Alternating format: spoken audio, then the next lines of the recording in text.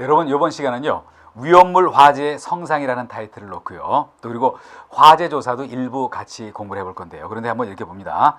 위험물 화재의 성상은 위험물 화재의 어떤 모양 그런 거를 얘기하면서 그러면서 어떤 위험물 안전관리법의 1류서부터 6류까지로 구분을 해놨어요. 뭐 그 내용들을 이번 시간에 주로 다룬다라고 여러분한테 얘기를 드리고요. 이제 그러면서 한번 봅니다. 먼저 위험물이라는 그런 정의를 얘기를 해놨잖아요. 그래서 여기를 봅니다. 뭐 맨 처음에 용어서부터 한번 일부 따져보고 그리고 1류서부터 6류까지 위험물의 종류가 뭐가 있는가 뭐 그리고 소화 방법이든지 이런 거 간략하게 한번 보도록 합니다. 그래서 먼저 한번 보면 뭐라고 되어 있냐면요. 맨 처음에 위험물이 뭔가라고 얘기를 해놨잖아요. 물론 여기서 말하는 용어의 정의는 위험물 안전관리법에서 다루고 있는 그런 내용이다라고 봅니다. 그래서 뭐라고 했죠? 인화성, 발화성 등을 가지는 것으로서 대통령령으로 정하는 것을 말한다고 했죠. 인화성과 발화성의 성질을 갖고 있다. 발화성의 성질을 갖고 있는 것으로서 뭐 관련되는 법령인 대통령령으로 정하는 것을 말한다. 인화성이라는 건 뭐였죠? 뭐 불이 옮겨 붙는 걸 얘기했죠. 발화성이라는 것은 어떤 착화물을 어떤 점화를 시키지 않았는데도 스스로 어떤 열 축적 등에 의해서 불이 붙는 걸 발화성이라고 얘기하는 거 아닙니까? 뭐 그런 성질을 가지고 있으면서 대통령령, 위험물 안전관리법 시행령으로 정하는 물품, 그게 1류서부터 6류까지 있으면서 그 위험물의 명칭과 지정수량도 언급이 있었어요. 또 그리고 그 다음에 두 번째를 봅니다. 지정수량이라는 게 있잖아요. 지정수량이라는 게 있는데 여러분 이렇게 한번 얘기를 드려볼게요. 위험물이지만 그 위험물질이 아주 극소량이 있다? 그러면 위험도 조금 떨어지는 거 아닙니까? 또 위험도가 조금 다소 떨어지더라도 양이 일정 너무 많으면요 위험할 수가 있어요. 그래서 그게 기준이 되는 게 바로 지정수량이다. 지정수량 이상이었을 때는 관련되는 법에 의해서 어떤 법 적용을 받으면서 관리를 해야 돼요. 그게 바로 지정수량이라는 거 아닙니까? 그런데 어떤 요거 따지기 위해서 정한 최저의 양이다라고 얘기를 했잖아요. 최저의 기준이 되는 수량. 그래서 이렇게 얘기를 드려봅니다. 위험성이 아주 높았을 때는 지정수량이 양이 적다. 그리고 위험도가 낮았을 때는 지정수량이 좀 커질 거 아닙니까? 그래서 여러분 다시 한번 얘기 드리면요. 위험성이 높았을 때는 여기 높았을 때는 지정수량을 적게 정해놓고 최저 기준이 되니까요. 위험도가 조금 낮았을 때는 지정수량을 많이 정해놓는다라고 여러분 봅니다. 그리고 또 볼게요. 뭐냐면요. 여러분이 공부하시다 보면 제조소라는 것도 나오고 또 그리고 그 다음에 나왔던 것처럼 저장소라는 것도 나오고 또 그리고 그 다음에 봤던 것처럼 취급소 이런 게 또 나와요. 취급소. 요 세 가지를 합쳐가지고 뭐라고 얘기를 하냐면요.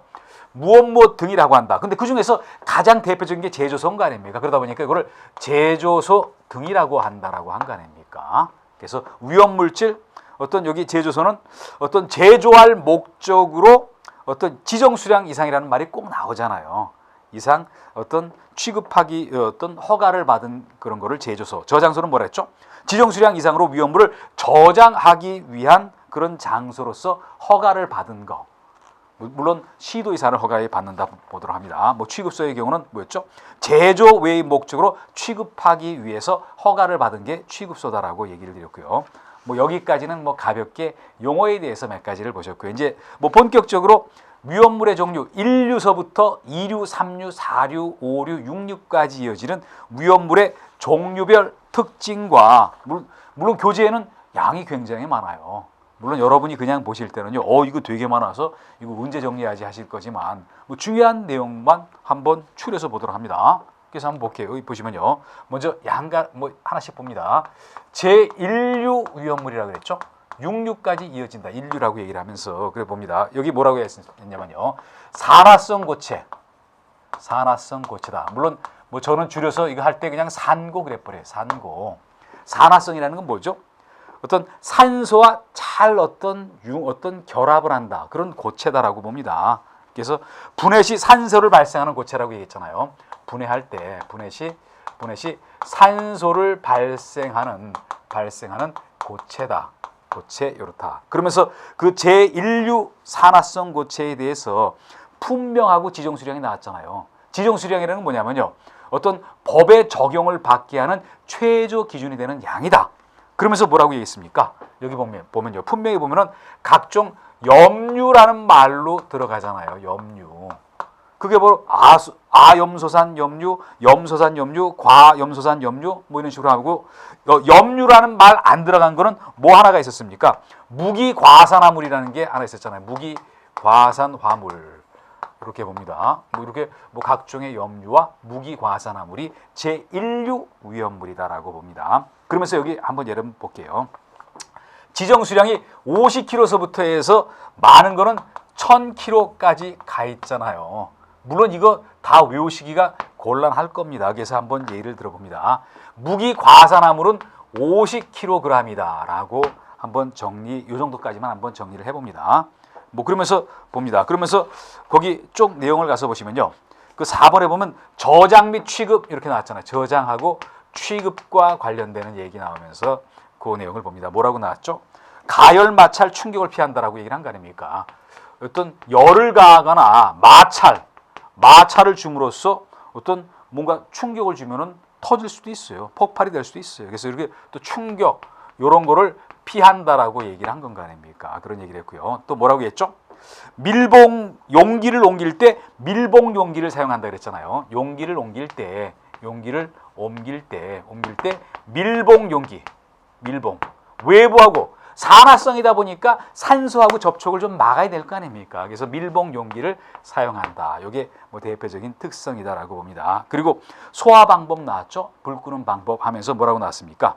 여기 소화 방법은 냉각 소화를 한다라고 얘기를 했다라고 한번 봅니다. 이게 가장 어떤 골격에 해당되는 그런 내용이다라고 봅니다. 그리고 제2류 여기는 1류였죠? 그 다음에 두 번째로 봅니다. 제2류 위험물이다. 그래 놓고 뭐라고 했냐면요. 이거는 가연성 고체. 뭐 짧게 얘기하면 그냥 가고 그래 버렸어요. 가고. 산화성 고체, 산고, 가고. 그래서 1류, 2류 전부 고체다라고 봅니다. 그래서 이거는 뭐라고 했죠? 수소를 가까이 해서 착화 또는 인화되는 고체다. 조금 다른 거 아닙니까? 수소를 가까이 해서 착화 또는 불이 붙거나 인화가 된다라고 합니다. 뭐 수소도 굉장히 위험 요소가 크거든요. 그러면 1류 봅니다. 1류는 분해 시 산소를 발생한다. 산소와 가까이 관련성이 있는 거죠. 2류 가연성 고체는 뭐냐면요. 수소와 가까이 했을 때 착화, 불이 붙거나 불이 붙어 오는 거를 말한다라고 얘기를 했잖아요. 그러면서 그 밑에 봅니다. 여기는 지정 수량이 어땠죠? 100kg서부터 100kg, 그리고 500kg, 그리고 1000kg가 있다라고 얘기를 한 건가 아닙니까? 그러면서 한번 여러분 보면요. 지정 수량이 한번 봅니다. 뭐 1000kg까지 이렇게 있는데요. 지정 수량이 작을수록 위험도가 크다는 얘기를 몇 번 드렸잖아요. 그 100kg가 지정 수량인 게 제일 위험할 거 아닙니까? 그래서 여기 뭐라 하겠습니까? 황활인, 정립, 황적유가 여기 100kg다. 한번 봅니다. 황적유가 그렇다. 그래서 황활인 그리고 정린 그리고 유황이 그렇다. 유황이 100kg다라고 봅니다. 그리고 그 다음에 철분 어떤 마철금 하고 봅니다. 마그네슘, 금속분, 철분 같은 뭐 그런 게 여기 500kg에 해당된다라고 보도록 합니다. 뭐 이게 제2류 위험물과 관련되는 그런 얘기였고요. 그리고 그 다음에 봅니다. 그 다음에 보시면요. 뭐 저장 및 취급과 관련해서 여러분들 교재 417페이지를 가서 볼게요. 그게 뭐라고 나왔습니까? 산화제와의 혼합, 접촉을 피한다. 산소와 수소 관련되는 거는 같이 있으면 안 좋아요. 그래서 그런 얘기를 했고요. 또 통풍이 잘 되는 냉암소에 보관 저장을 한다라고 얘기했고요. 또 여기도 뭐라고 했습니까? 냉각 소화가 적당하다라고 얘기를 했다. 이게 바로 제2류 위험률과 관련해서 대표적인 그런 얘기를 했다. 그리고 세 번째를 봅니다. 세 번째 뭐라고 나왔죠? 자연 발화성 물질 그리고 금수성 물질을 3류 위험물이라고 그래요. 1류, 2류에 비해서 위험도가 훨씬 높은 게 제3류 위험 물질이다라고 봅니다. 그게 바로 양가로 3번에 나와 있는 그런 얘기였었거든요. 그러면서 여기 봅니다. 양가로 3번에 나와 있는 3류 위험물, 제3류 위험물 봅니다. 제3류 위험물 관련해서 보면요. 여기 보면 뭐라고 돼 있죠? 어떤 공기 중에서 발화해서 발화하거나 뭐 그러면서 나왔죠. 이렇게 발화를 하는 뭐 그런 따위의 물질로서 일정한 거다. 그러면서 이거 삼류에 보면은 봅니다. 삼류 위험물은 뭐라고 얘기를 했냐면요. 자연 발화성 물질 및 금속 물질이라고 했잖아요. 자연 발화성 물질. 발화라는 건 뭐였었죠? 외부에서 열을 가하지 않아도 자체 어떤 축적된 열들에 의해서 불이 붙는 거를 발화라 그랬잖아요. 앞에 자연이라는 말까지 더 붙인 거 아닙니까? 그리고 엔드 뭐라 했죠? 금수성. 물을 금해야 될 그런 물질이다. 뭐 요거를 갖다가 뭐 삼류라고 얘기를 드리면서 한번 봅니다. 그러면서 삼류 위험물 중에 위험물은 뭐냐면요. 끝에 륨이라든지 튬 같은 격한 음이 들어가는 게 삼류라고 보세요. 그래서 칼륨, 나트륨, 그리고 알킬, 알루미늄, 알킬, 리튬 이렇게 나왔다는 거. 그래서 여기 륨과 튬이 들어가는 거는 지정 수량이 10kg이다. 그럼 여러분 한번 비교해 봅니다. 우리가 지금까지 1류와 2류를 얘기했죠. 지정 수량 10kg였던 게 1류, 2류에 있었습니까? 2류에서 황저규 그게 100kg였죠. 얼마나 삼류에 나와 있는 칼륨, 나트륨, 알킬, 알루미늄 그리고 알킬, 리튬이 위험도가 크겠어요. 그래서 이게 10kg다. 그리고 황린은 지정 수량이 20kg이다라고 여러분 정리를 합니다. 그래서 근데 한번 특징이 뭐냐면요. 황린은 좀 특별해요. 왜 그러냐면요. 우리가 삼류의 자연 발화성과 그리고 금성이 있는데 황린은 뭐냐면요. 이거는 물에 저장을 시켜요. 물 속에 들어가 있을 때 그때 안전해. 이거는 공기하고 접촉이 되면 안 된다는 거 아닙니까? 그래서 이거는 좀 특이하다. 그래서 금수성은 이거 아닌 거 아닙니까? 그렇지만 삼류 위험물에 들어가 있는 내용이다라고 여러분 보도록 합니다. 그리고 그 다음에 봅니다. 그게 그래서 그 5번을 가서 보세요. 그 동그라미 5번에 보시면요. 소화 방법 및 진압 대책이 나오는데 황린은 주수 소화가 가능하나? 왜? 황린은 물속에 들어가야지 안정성을 찾는다는 거 아닙니까? 그래서 황린은 주수 소화가 가능하다라고 얘기를 한 거 아닙니까? 가능하나? 나머지는 물에 의한 냉각 소화는 절대 불가능하다라고 얘기를 했잖아요. 그리고 일반적인 소화 약제는 어떤 마른 모래 팽창질석 같은 뭐 그런 것들이 있다라고 봅니다. 그리고 사류 위험물을 가서 볼게요. 사류 위험물은 인화성 액체라고 얘기하는데 우리가 생활 속에서도 자주 접하는 게 네 번째 나와 있는 사류 위험물이다라고 여러분 볼 수가 있어요. 그래서 여기 4번에 보면요. 4번에 사류 위험물을 이거 우리가 인화성 액체라고도 얘기한다는 거 아닙니까? 주로 어떤 유류, 통상 우리가 얘기하는 유류, 기름류를 얘기를 한다. 그런데 한번 봅니다. 어떠냐면요. 유류는 어떤 증기, 휘발성이 크기 때문에 그 액체 위에 항상 어떤 그 증발된 기체가 있잖아요. 그 얘기를 하면서 증기를 발생해서 공기 중에 쉽게 인화되는 액체로서 구체적인 건 다음과 같다 하면서 뭐 특수인화물서부터 1석유류, 2석유류, 3석유류, 4석유류 나눴다. 여러분 이렇게 봅니다. 그런데 여기 중에서 보면요. 가장 대표적인 거 지정수량을 볼게요. 다른 거하고 달리 다른 데서는 킬로그램으로 했지만 여기는 인화성 액체에서는요. 여기는 리터로 표시를 했다. 이게 특성이다. 그러면서 첫 번째 특수인화물의 경우는요. 이게 굉장히 수량을 적게 하면서 50리터로 어떤 낮게 잡아놨다라고 여러분 보도록 합니다. 그러면서 이 50리터라는 거 한번 정리를 한번 해보시고요. 그리고 그 다음에 가서 봅니다. 그 다음에 가서 뭐 저장 및 취급 방법 해놓고 동그라미 4번에 보표적인 얘기를 들어보면 뭐라고 했죠? 누출 방지하기 위해서 용기를 밀봉해야 된다.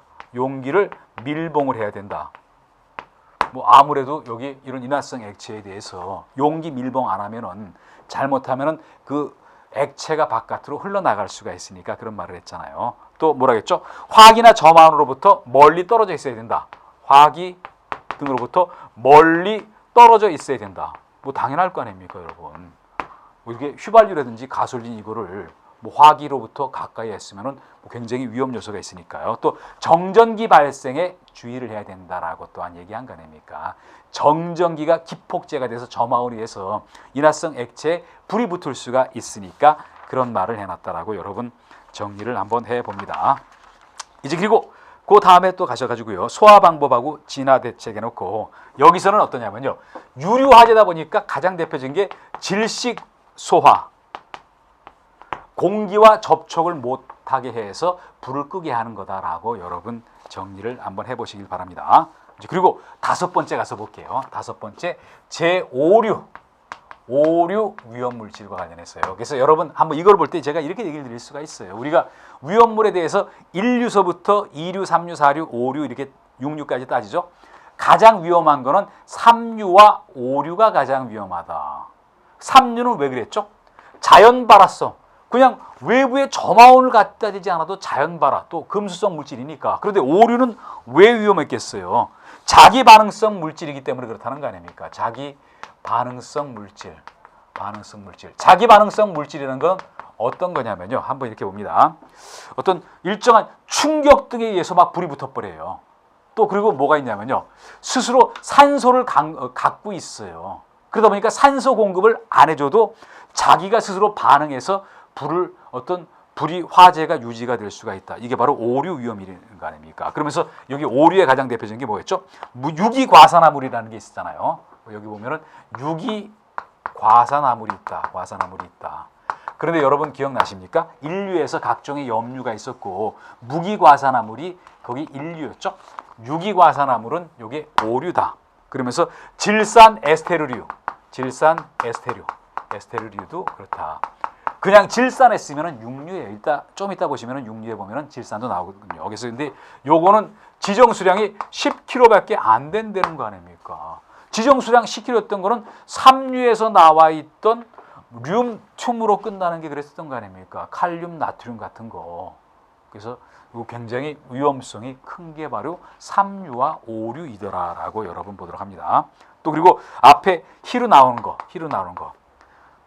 히드록실 아민 염류. 요거는 뭐 여기보다는 위험도가 적지만 100kg을 지정 수량으로 하고 있다라고 보도록 합니다.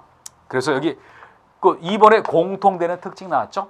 여러분 거기 봅니다. 뭐라고 나왔습니까? 여기 니은번호 봅니다. 조금 전에도 제가 얘기를 드렸던 것처럼요. 외부로부터 산소 공급이 없다 하더라도 가열 충격에 의해서 연소 폭발을 일으킨다. 이게 바로 자기가 스스로 반응한다는 거 아닙니까? 그러니까 굉장히 위험성이 커요. 외부로부터 산소 공급이 없다 하더라도 스스로 자기가 반응을 해서 외부에서 가열된 어떤 충격 등에 의해서 어떤 연소 폭발한다. 그러면서 화재가 쭉 이어진다. 이게 바로 여기 제5류 위험물과 관련되는 얘기다. 그리고 또 뭐라고 했습니까? 연소 속도가 굉장히 빠르다는 얘기를 했잖아요. 또 폭발적이라는 얘기. 이게 바로 5류 위험물과 관련되는 그런 얘기였다라고 여러분 정리를 한번 해봅니다. 그리고 그다음에 소화 방법 또 진압 대책을 가서 보시면요. 거기 뭐라고 나왔습니까? 중요한 얘기를 한번 드려보면요. 여기 이렇게 얘기했잖아요. 여기 뭐라고 얘기했냐면요. 할로겐 화합물, 분말, 포 등의 질식 소화는 효과가 없다라고 얘기를 한 거 아닙니까? 중요한 거 봅니다. 질식 소화가 효과가 없다. 왜? 스스로 산소를 함유하고 있으니까 질식 소화를 해봤자 그 내부에 산소가 함유가 되어 있는데 무슨 도움이 되겠어요. 그런 게 바로 중요한 얘기였다라고 보도록 합니다. 그리고 그다음에 육류 관련해서 얘기를 드려봅니다. 육류와 관련해서 보시면요. 육류는 산화성 액체라 그랬죠. 인류가 뭐 있었죠? 산화성 고체. 그리고 육류는 산화성까지는 똑같지만 거기 액체다. 그게 다른 얘기라고 봅니다.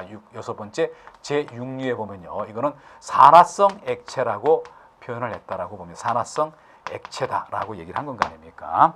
그러면서 여기 뭐라고 했냐면요. 뭐 냉각 소화 효과가 여기 보시면요. 여기 보면 뭐라고 나왔죠? 과염소산. 그리고 요거 말고 과산화수소. 앞에 과자가 붙는다고 봅니다. 과산화수소. 그리고 그다음에 질산 여기 해당된다. 여러분 봅니다. 오류에 뭐가 있었죠? 질산 에스테르류가 있었죠. 여기 육류에 질산이 있었죠. 혼동되지 말게 하시고요. 여기 300kg이 지정 수량이다라고 봅니다. 그래서 여기 300kg가 그렇다. 그러면서 저는 항상 과염소산을 생각하면서요. 염소 한 마리 무게가 300kg라고 그냥 생각하면서 그냥 외워버리고 있어요. 그런 정도를 여기서 얘기를 드렸고요. 이제 그리고 소화 방법의 요 소화 방법을 보시면요. 여기 뭐라고 했냐면요. 여기 유출 사고 시에 마른 모래나 중화제로 진화한다라고 얘기한 거 아닙니까? 여기 마른 모래 따위로 유출 사고가 발생했을 때 진화하는 그런 방식을 쓰고 있다라고 봅니다. 마른 모래류로 어떤 진화를 한다라고 보도록 합니다. 그래서 여기까지 해서 인류서부터 육류까지 얘기를 드렸어요. 그래서 인류에 뭐가 있고 이류에 뭐가 있고 뭐 대표적인 거 하고요. 그리고 지정수량도 제가 얘기 드린 범위 내에서 한번 정리를 다시 한번 해봅니다. 이제 그리고 그 다음에 가시면요. 위험물은 굉장히 위험하잖아요. 근데 그 위험물을 운반할 때 위험성이 커진 거 아닙니까? 위험물을 운반하다가 그 위험물을 뭐 엎지를 수도 있고 또 차량으로 운반하다가 어떤 차량이 쓰러질 수 있는 거 아닙니까? 다른 차량과 충돌할 수도 있잖아요. 그러다 보니까 위험물에 대해서 어떤 운반 기준이라는 걸 정해놨어요. 물론 뭐 법령에 있는 내용 중에서 뭐 중요한 것만 어떤 정리를 해놨고 그 중에서도 뭐 제가 얘기 드리는 범위 내에서 한번 여러분 정리를 해봅니다. 그래서 한번 볼게요. 운반 용기의 수납률 한번 봅니다. 위험물을 용기 안에 가득 채우면 더 위험해요. 일정한 공간을 확보를 해줄 필요가 있어요. 그게 바로 여기 나와 있는 운반 용기의 수납률이다라고 한번 볼 수가 있어요. 뭐 그러면서 운반 용기 수납률에 뭐 고체일 때는 어떻고 액체일 때는 어떻고 뭐 제가 얘기 드린 범위 내에서 정리하고 암기까지 여러분 해주시길 바랍니다. 그래서 양가로 1번에 보면요. 운반 용기의 수납률 여기서부터 나왔다 이렇게 봅니다.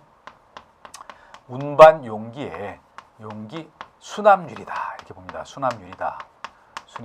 그러면서 한번 봅니다. 여기 고체의 경우는 뭐라고 했죠? 고체의 경우. 그리고 그 다음에 액체의 경우에 대해서 얘기를 드렸죠. 뭐 두 가지를 한번 비교해 봅니다. 고체와 그리고 두 번째 액체에 대해서도 비교를 해봤다. 그러면서 고체는 내용적의 95% 이하라고 얘기를 했잖아요. 95% 이하로 한다. 그리고 액체의 경우는 뭐라고 했습니까? 내용적의 98% 이하로 한다. 98% 이하로 한다. 그래서 액체가 수납률을 조금 많이 잡아놨더라라고 보도록 합니다. 뭐 그런데 하나 또 얘기를 드려볼게요. 근데 여기 액체 중에서도 위험성이 아주 높았을 때는 더 수납률을 낮춰 잡았어요.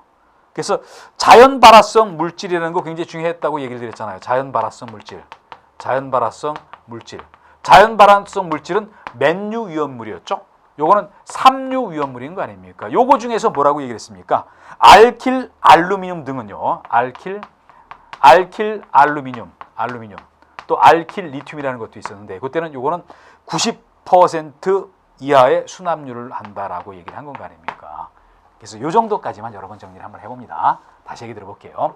우리가 위험물을 운반할 때 그 용기에 가득 채워가지고 운반하면은 위험성이 커진다. 그러다 보니까 일정 부분 용기 수납률을 정해놨다. 고체일 때는 내용적의 98% 이하, 그리고 그 다음에 95% 이하요. 그리고 액체일 때는 98% 이하다. 그렇지만 삼류 중에서 알킬 알루미늄 같은 경우는요 위험성이 높다 보니까 이거는 어떤 지정 수량도 10kg밖에 안 되는 거 아닙니까? 이때는 90% 이하로 잡아놨다. 한 요 정도 선까지 여러분 정리를 한번 해보시도록 합니다. 이제 그리고 그 다음에 가서 보시면요 423페이지 넘어가셔가지고 어떤 위험시설의 설치, 위험물의 운송과 관련되는 얘기 조금 가서 한번 봅니다. 뭐 가서 한번 보시면요 여기 가서 한번 얘기를 들어봅니다. 여기서는 양가로 3번에 있는 얘기를 볼게요. 이 내용 자체는 423페이지에 나와 있다. 그래서 한번 봅니다.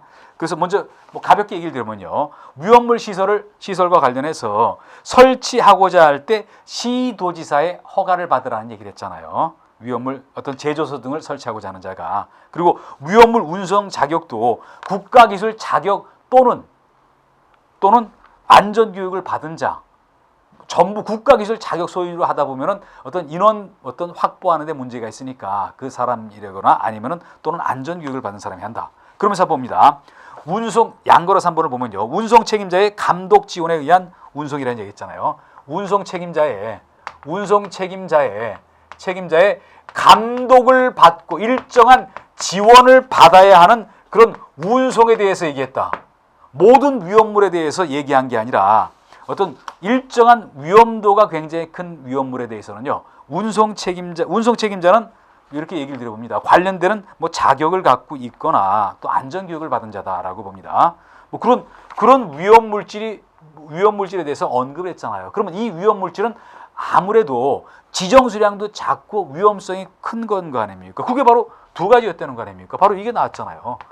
그래서 이거는 알킬 알루미늄 또는 알킬 리튬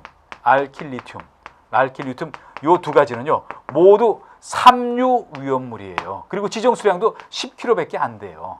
그래서 각각 이런 위험물에 대해서는요 운송 책임자의 감독 지원하에 운송을 하는 거지 그냥 마음대로 운송을 못하게 규제를 해놨다더라라고 여러분 정리를 한번 해봅니다. 또 어떤 요런 위험 물질에 대해서는 뭐라고 했죠? 뭐 화기라든지 직사광선을 피한다. 위험하니까. 또 유출 사고 칠 때 또 여기 화기 위험물 이런 거를 피한다라고 봅니다. 뭐 그리고 그다음에 가서 봅니다. 그다음에 양가로 6번 쪽을 가서 한번 보면은요. 양가로 6번 쪽을 가서 보시면요. 그러면 운송 책임자의 감독 지원하에 운송을 한다. 그러면 어떤 감독 지원의 방법이 어떻게 되는가 구체적인 설명을 해놨잖아요. 그러면서 그게 두 가지가 있다라고 봅니다. 1번과 2번이 있다. 1번에 뭐라고 나왔냐면요. 어떤 운송 책임자가 그 차량의 동승 같이 타가지고 감독하고 지원한다는 얘기잖아요. 그래서 한번 봅니다. 차량으로 요 두 가지 알킬 알루미늄 또는 알킬 리튬을 운반할 때 운송 책임자가 차량에 동승을 해서 감독하고 어떤 거기 지원을 한다. 물론 운전자가 자기가 어떤 운송 책임자일 때는 뭐 자기가 뭐 하면은 바로 될 거 아닙니까? 그런 얘기를 드렸거든요. 근데 두 번째는 뭐랬죠? 사무실에서 컨트롤하는 방법이 있다는 거예요. 그래서 한번 얘기해 봅니다. 사무실에서 하는 방법은 왜 그러냐면요. 사무실에서 운송 책임자가 있으면서 뭐 경로 같은 거 지정해주고 어떤 뭔가 문제 있을 때 어떤 지원을 해주고 이렇게 하면은 많은 차량을 한꺼번에 컨트롤할 수가 있잖아요. 일일이 동승하면은 인원 어떤 조율하는 데 문제가 있을 거 아닙니까? 그러다 보니까 운송 지원 방법은 차량에 동승하는 방법도 있고 사무실에 앉아서 거기서 연락을 취해가면서 지원하고 감독하는 그런 두 가지 방법이 있다라고 봅니다. 또 그리고 그 다음에 봅니다. 우리가 뭐 이동 탱크 어떤 요거와 관련해서요. 그래서 어떤 이렇게 봅니다. 위험물 운전 차량에 대해서 한 사람이 오랫동안 운전하다 보면요. 뭐 여러분이 그런 걸 느끼실 거 아닙니까? 자꾸 잠도 오잖아요. 그 좋을 수도 있는 거 아닙니까? 그러다 보니까 이때는 어떤 운전하는 사람을 2명 이상 한다. 그게 어떨 때 그랬죠? 장거리 어떤 운전을 할 때가 그렇다라고 얘기를 한 거 아닙니까? 그런 정도 얘기까지만 한번 여러분 정리를 한번 해 보시고요. 그리고 봅니다. 여기 428페이지 가셔가지고요. 428페이지 가셔가지고 문제 7번을 한번 볼게요. 뭐 과거 기출 문제예요. 조금 전에 공부한 내용이 그대로 나왔던 거 한번 봅니다. 뭐라고 나왔습니까? 어떤 이동 탱크에 의해서 운송 책임자의 감독 또는 지원을 받아야 되는 운송해야 될 위험 물질 알킬 알루미늄과 알킬 리튬 3류에 해당되는 거였다는 거 아닙니까? 그리고 답이 당연히 7번에 1번이다. 그만큼 어떤 지정 수량도 적고 위험도가 높기 때문에 그렇게 나왔다라고 여러분 정리해 봅니다. 그래서 여기 관련되는 문제까지 한번 보셨고요. 이제 그리고 그 다음에 들어가시면요. 화재 조사 및 보고 규정은 국민안전처 훈령으로 돼 있어요. 그런데 여기 제가 훈령의 의미도 잠깐 한번 얘기를 드려보면요. 훈령이라는 건 뭐냐면요. 상급 행정기관에서 하급 행정기관에다가 내리는 어떤 일종의 명령이라고 볼 수가 있어요. 국민을 향해서 훈령이 어떤 대상으로 하는 게 아니라 상급 행정기관이 하급 행정기관에 대해서 이래라 저래라 하는 거 그게 바로 훈령이다라고 여러분 보도록 합니다. 그러면서 여기 볼게요. 여기 뭐 화재에 대해서는 앞서도 우리가 화재 정의냈던 거 화재 조사 보고 규정이니까 똑같은 얘기였죠. 그러면서 한번 봅니다. 여기 용어 정의에서 두 가지를 한번 비교해 봅니다. 감식이 있었고 감정이 있었잖아요. 근데 감식과 감정은 서로 다른 개념이다라고 봅니다. 근데 감식은 뭐라고 했죠? 어떤 여기 구체적인 사실관계를 명확하게 구분하는 거라는 얘기하는 거 아닙니까? 구체적인 사실관계 한번 쓴 다음에 다시 봅니다. 사실관계를 명확하게, 정확하게, 확실하게 이거를 규명하는 거다. 그게 바로 감식이다. 그래서 화재 감식 같은 거 얘기를 하면은 뭐였죠? 한번 얘기를 봅니다. 그 안에 예시 나왔던 거 예를 한번 보세요. 예시 나왔던 것 중에서 대표적인 거 제가 얘기를 드려봅니다. 뭐냐면요. 최초 발화지점 같은 거. 최초 발화지점. 어디서 불이 붙었나. 이것도 굉장히 중요할 거 아닙니까? 구체적인 사실관계를 명확하게 규명한다. 이게 바로 감식이라는 거 아닙니까? 그렇지만 감정은 조금 달라요. 감정은 뭐라고 했죠? 어떤 과학적인 방법에 의해서 필요한 실험을 하고 거기에 따라서 그 결과를 근거로 해서 화재 원인을 발견하는 거, 화재 원인을 찾아내는 게 감정이다. 그래서 한번 봅니다. 감정은 좀 폭이 넓고 감식이라는 건 폭이 좀 좁은 거 아닙니까? 다시 한번 얘기를 들어보면요. 과학적인 방법에 의한 실험에 의해서 화재 원인을 발견하는 거 화재 감정. 그렇지만 구체적으로 사실관계를 규명한다. 어디서 불났나 요거 보는 거 확인해 보는 거 그건 감식이다. 그래서 감정이 그 범위가 넓고 감식은 범위가 좀 좁은 거다라고 여러분 정리를 한번 해봅니다. 그리고 이제 그 다음에 가셔가지고요. 또 발화 지점과 발화 장소가 있는 거 이것도 두 가지를 한번 비교해 봅니다. 발화 지점이 있고 발화 장소가 있다. 뭐 물론 그 밑에 구체적으로 얘기를 해놨잖아요. 그것까지 같이 보시면서 한번 보시면요. 이렇게 봅니다. 그 10번에 보면은 발화 지점이라는 게 있고 발화 지점이라는 게 있고요. 그리고 그 다음에 11번에 보면 발화 장소가 있다라고 여러분 봅니다. 그럼 발화 지점은 뭐였죠? 화재가 발생한 부위를 얘기한 거 아닙니까? 화재가 발생한 부위를 얘기했고, 그리고 발화 장소는 더 범위를 넓게 잡은 거잖아요. 화재가 발생한 장소를 얘기한 거 아닙니까? 그래서 발화 장소에 뭐가 있었죠? 만약 주방이라고 얘기했으면요. 주방이라는 거. 근데 발화 지점에는 뭐냐면요. 주방에 있는 환풍기, 주방 내에 있는 환풍기. 요렇게 얘기를 할 수가 있어요. 그래서 발화 장소는 주방, 거실. 또 한 번 얘기를 드립니다. 어떤 거실에서 불이 났다? 거실이 발화 장소였죠? 발화 지점 한번 얘기를 드립니다. 거기서 담배꽁초를 떨어뜨려 가지고 거기서 불났다? 그럼 뭐 담배꽁초가 떨어진 여기 소파 위 이렇게 얘기를 할 수가 있다. 이렇게 정리를 한번 해봅니다. 이런 얘기 몇 가지를 한번 여러분과 한번 얘기, 나머지는 한번 그냥 무시하고 한번 지나가 볼게요. 이제 그리고 433페이지 가시면요. 화재 원인 조사와 화재 피해 조사와 관련되는 얘기 여기 가서 한번 봅니다. 화재 원인 조사도 있고 화재 피해 조사도 있다라고 봅니다. 화재 원인 조사가 있고 화재 피해 조사가 있다. 뭐 별거 아닌 얘기지만요. 한 번씩 문제 나올 때 이렇게 물어본 적이 있어요. 화재 원인 조사할 때 그 종류와 조사 범위를 엇갈리게 했거나 아니면 아주 쉬운 얘기지만요. 화재 원인 조사와 화재 피해 조사를 섞어 놓고 화재 피해 조사를 화재 원인 조사라고 얘기하면 틀릴 거 아닙니까? 뭐 여기는 뭐 비교적 쉬운 얘기지만 한번 얘기를 들어봅니다. 뭐 한쪽은 화재 원인 조사다.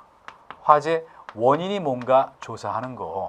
또 한쪽은 화재 피해가 뭔가 하는 거요.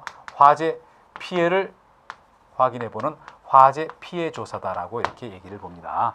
그래서 한번 더 부연 설명을 드리면요. 불 났을 때 소방 공무원이 가서 현장에 가서 화재를 진압하죠. 인명 구조하고 화재를 진압하죠. 그런데 그런 소방 공무원만 존재하는 게 아니라 그 화재 원인이 뭔가 이거를 확인해 보는 공무원도 있어요. 그래야지 어떤 화재 원인을 규명해서 거기 다시는 불 안 나도록 하고 또 명확하게 밝혀야 될 거 아닙니까? 또 화재로 피해가 발생했으면 얼만큼 피해가 났다 그것도 확인을 해봐야 되다 보니까 그런 화재 피해 조사라고 얘기하거든요. 그러면서 한번 봅니다. 여기 화재 원인 조사의 종류가 뭐 있었죠? 발화 원인, 왜 불이 났나 이것도 한번 조사를 한번 해봐야 될 거 아닙니까? 발화가 어디서 일어났고 그리고 발화의 어떤 요인이 뭐였나? 그게 실화일 수도 있고 방화일 수도 있고 또 여기서 불났나 저기서 불났나 이게 중요하죠. 그것부터 쭉 나왔는데 한번 봅니다. 두 번째 뭐라고 나왔습니까? 발견 통보하고 초기 소화 사항. 발견 어디서 발견했는지 그리고 어떻게 발견했는지 그리고 맨 처음에 어떻게 소화를 했는지 또 연소사항 불이 어디서 붙어가지고 진행돼서 타왔는지요. 또 그리고 사람들이 어떻게 피난했고 그리고 소방시설 어떤 작동과 관련되는 거 이런 거를 화재 원인 조사라는 항목에서 하는 거예요. 그래서 왜 불이 났고 또 어떻게 불이 타들어갔고 또 그리고 어떤 화재 연소 경로가 어떻게 됐고 어떻게 피난해 나갔고 또 그리고 어떤 소방시설이 제대로 작동됐나 안 됐나 이거를 확인해 봐야 될 거 아닙니까? 예를 들면요.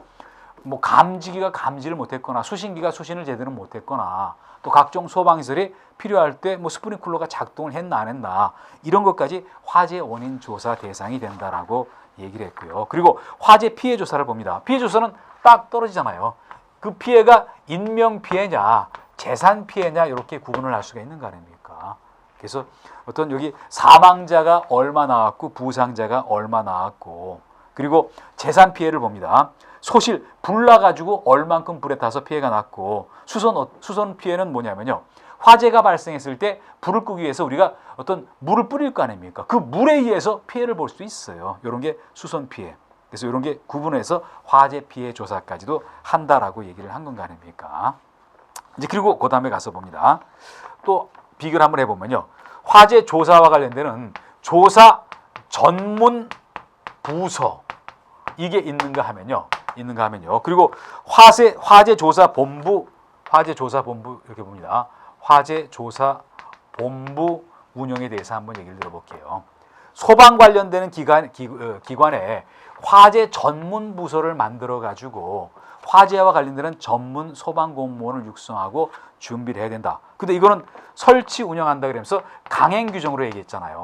근데 화재 조사 본부는 뭐냐면요.